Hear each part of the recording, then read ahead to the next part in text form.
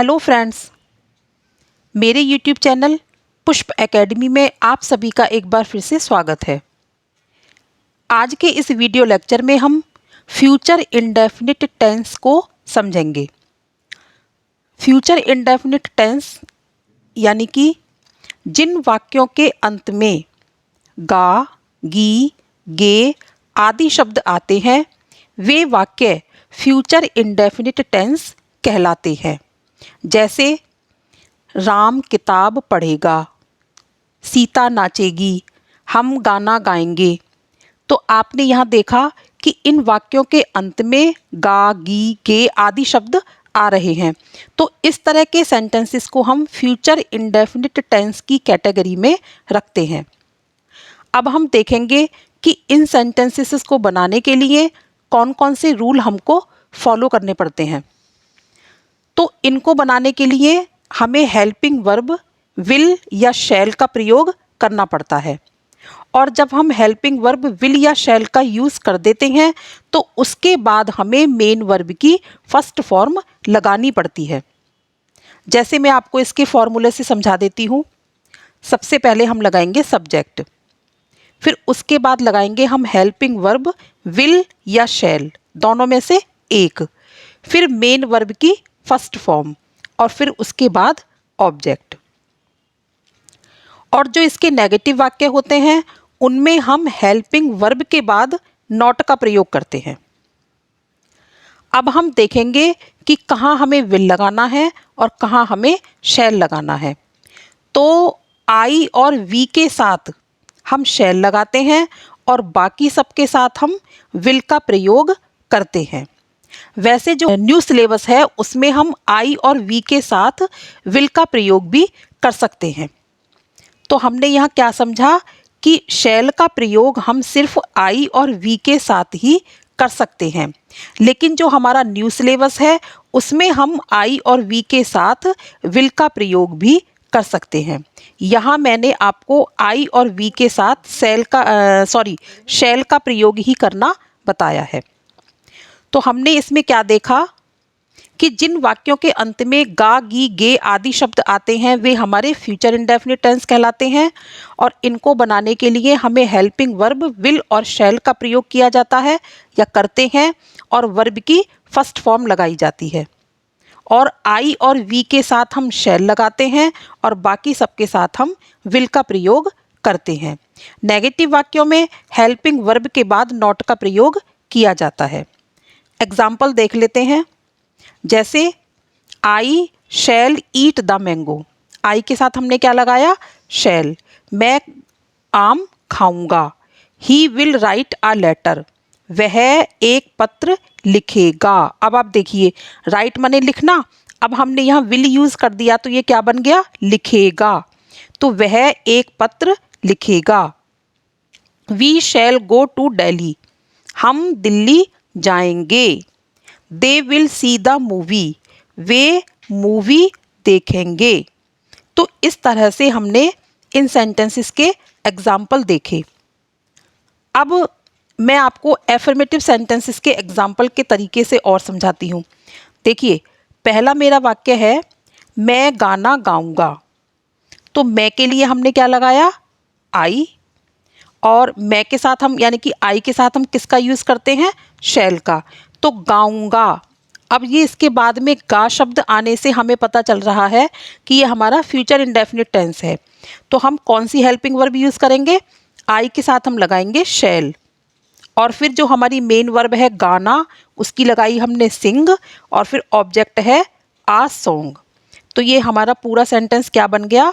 I shell Singh a song, मैं एक गाना गाऊंगा। वे बाजार जाएंगे, वे के लिए हमने लगाया दे और फिर जाएंगे तो कौन सी हेल्पिंग वर्ब लगेगी दे के साथ? विल। और फिर हमने लगाई मेन वर्ब गो और फिर to market, they will go to market. अच्छा, एक बात और, इसमें सिंगल और प्लूरल दोनों के साथ ही विल और शैल ही यूज किया जाता है। थर्ड है हम पतंग उड़ाएंगे। तो हम के लिए लगाया हमने वी और उड़ाएंगे तो हमें हेल्पिंग वर्ब यहाँ विल और शैल में से कोई एक लगानी होगी। ये हम वी लगा रहे हैं, तो हम कौन सी हेल्पिंग वर्ब लगाएंगे? Shall. We shall fly a kite.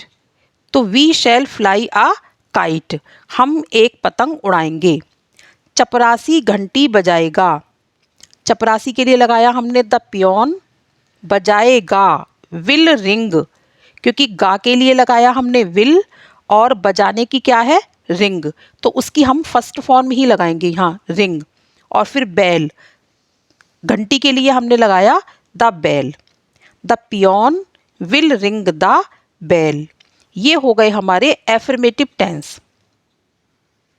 Affirmative tense में इन वाक्यों को बनाने के लिए बाद अब हम नेगेटिव टेंस में कुछ वाक्यों को देख लेते हैं। जैसे पहला वाक्य है मेरा, मैं गाना नहीं गाऊंगा। अब आप देखिए यहाँ मैंने लगाया है गाना नहीं गाऊंगा। इसमें हमने नहीं लगाने से ये सेंटेंस हमारा कौन सा हो गया? नेगेटिव। तो इसको बनाने के लिए सीधी सी बात है कि हेल्पिंग वर्ब के बाद हम नॉट का प्रयोग और करेंगे इसमें। तो आई के लिए लगाया मैंने, सॉरी मैं के लिए लगाया मैंने आई, फिर गागी के लिए लगाया शैल, फिर शैल के यानी कि हेल्पिंग वर्ब के तुरंत बाद लगाया है हमने नॉट। तो I shall not sing a song, first form लगाई सिंग की और फिर ऑब्जेक्ट लगा दिया आ सॉन्ग।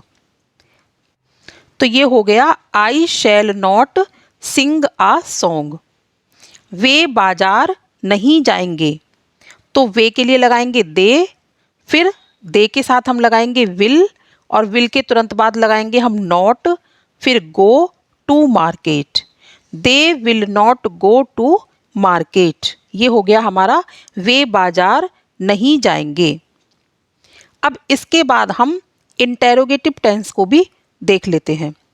इंटेरोगेटिव टेंस में मैं आपको पहले भी बता चुकी हूँ कि उसमें हम कोई क्वेश्चन पूछते हैं।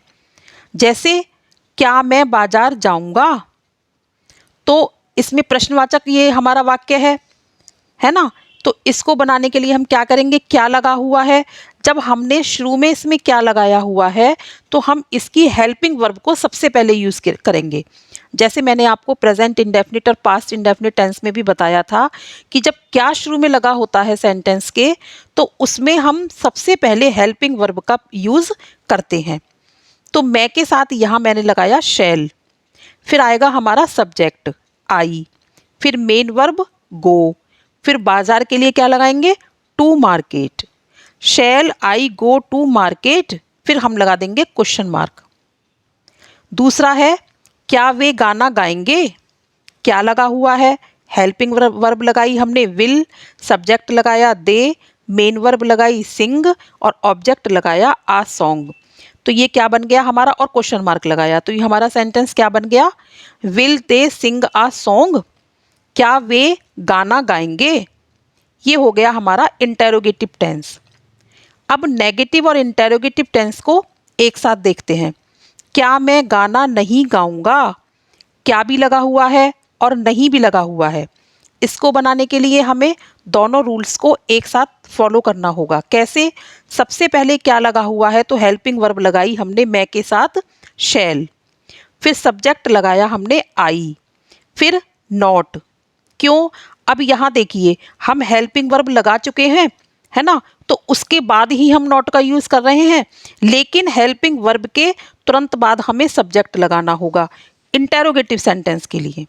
तो सबसे पहले हेल्पिंग वर्ब शैल, फिर सब्जेक्ट आई, फिर उसके तुरंत बाद नॉट, फिर मेन वर्ब सिंग और फिर आ सॉन्ग क्वेश्चन मार्क। तो ये क्या बन गया?